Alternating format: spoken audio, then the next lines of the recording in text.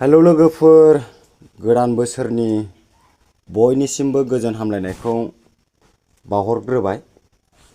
दायो लोगोफोर, आङो फंनैसो बाथ्रा बुंनो थाखाय बे गुसुं भिडिअखौ बानायनाय जादों। नोंथांमोना बै समाव साननैसो सिगां मोनसे भिडिअखौ नुखादोंमोन निउसनि गेजेरजों।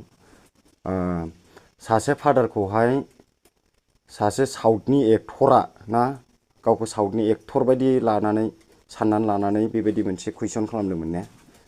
नोंसिनि खृष्टान धोरोमनि बै जिसु ख्रिस्ट'आ माबोरै सारिजाया आरो बाइबेला बबेनिफ्राय फैया होननानै बेबायदि ओरैबायदि साउथनि एक्टर बायदि बियो दादागिरिनो मोनसे कुइसन खालामदोंमोन ना खृष्टानफोरनि सायावहाय। बै मानसिया दायो मा अबस्था जानानै दं आरो बे मानसिया दायो माबायदि जानानै दङ बेखौ नोंथांमोना बे भिडिअनि गेजेरजों नायबानो जाबाय आरो। अब्ला नोंथांमोना सिगांनि नैबे भिडिअ क्लिपखौहाय नायग्रोदो। मैं पूछना चाहता हूँ कि जीसस क्राइस्ट का ग्रंथ का नाम बताओ। इसमें कोई ग्रंथ करके नहीं है भैया। हाँ हाँ, क्या है?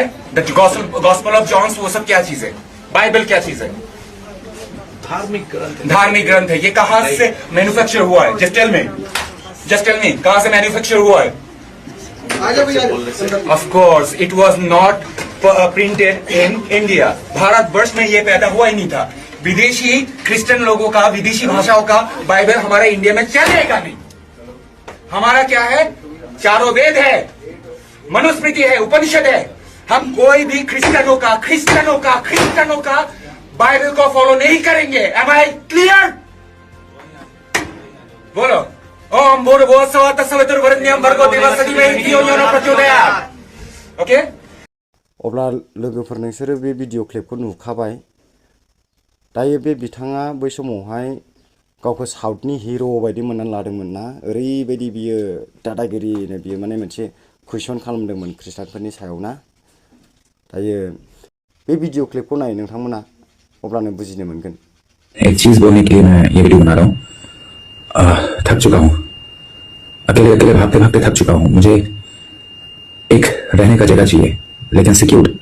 अगर कोई संगठन मुझे आश्रय दे सकता है तो मैं अपना जिंदगी बचा पाऊंगा। अब्ला नोंथांमोना नुखाबाय बे भिडिअ क्लिपनि गेजेरजों मा बाथ्रा बुंदों। अब्ला लोगोफोर, बे मानसिया बै समावहाय गावखौ साउथनि हिर' बायदि मोननानै लानानै ओरैबायदि मोनसे गावनि गोसोनि दुगाजों बियो कुइसन खालामदों, गावखौ दादागिरि खालामदोंमोन ना। गावखौ बियो ओरैबायदि इन्टेलिजेन्ट साननानै लादोंमोन। नाथाय बे मानसिया दिनै मोनसे बेमाराव गोग्लैबाय। दा बे मानसिया बेमाराव गोग्लैनायनि गेजेरजों बियो मोनसे थानो थाखाय जायगा नागिरबाय। बेजों दायो रावबो गावनि आंगो लोगोफ्राबो गैलिया आरो बेखौहाय रावबो दायो अनसायला।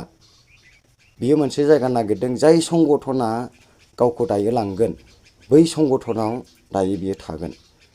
खृष्टानानो जा बा मायानो जा, बै संगठनावहाय बे सुबुङा दायो थानो थाखाय मोनसे जायगा नागिरदों। अब्ला नायदो लोगोफोर, सासे इसोरजोंहाय जुदि जेट लायोब्ला बियो माबायदि जायो। दिनै लोगो लोगो प्रमान मोनबाय।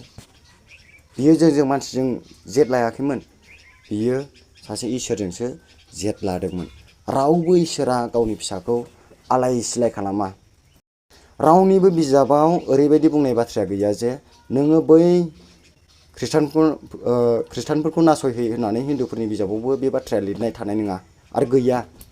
आरो खृष्टानफोरनि बिजाबावबो नोङो हिन्दुफोरखौ नासय आरो बिदि खालाम होननानै लिरनाय गैया। थागोन लोगोफोर, मोनफ्रोमबो धोरोमनि बिजाबाव बेबायदि गुबुनफोरनि धोरोमखौ नासय होननानै लिरनाय गैया।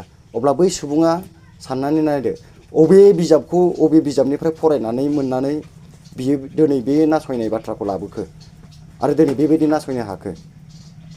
अब्ला लोगोफोर, आङो फंनैसोल' बाथ्रा बुंनो सानदों। नोंथांमोना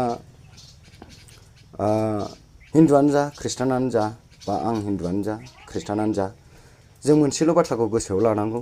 जों मानसि हिसाबै संसारावहाय जोनोम लाफैदों आरो संसाराव फैबाय। बेबायदिनो जों मानसि हिसाबै सानसेलाबो जोङो थैखागोन।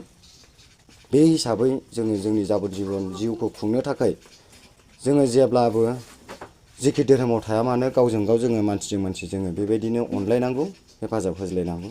जोङो धोरोमजों नासयलायनाय नङा, बबेबा धोरोमखौ मुगैनाय बे नङा। अब्ला लोगोफोर आंनि भिडिअआ बेखिनियानो बयनिसिमबो गोदान बोसोरनि गोजोन हामलायनायखौ बे समाव आरोबाव खेबसे बयनोबो गोजोननायखौ हरनानै आंनि भिडिअखौ बेखिनियावनो फोजोबबाय गोजोन्थों।